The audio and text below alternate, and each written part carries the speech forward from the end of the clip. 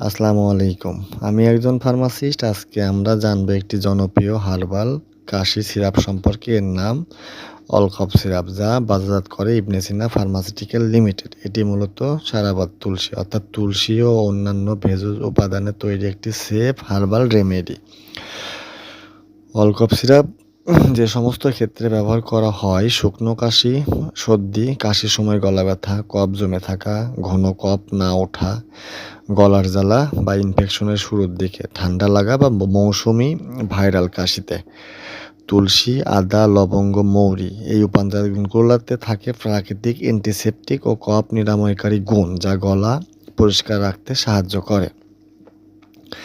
নিজের মতো করে ডোজ বাড়ানো সম্পূর্ণ নিষেধ, কারণ হার্বাল হলো অতিরিক্ত ডোজ পেটের সমস্যার কারণ হতে পারে।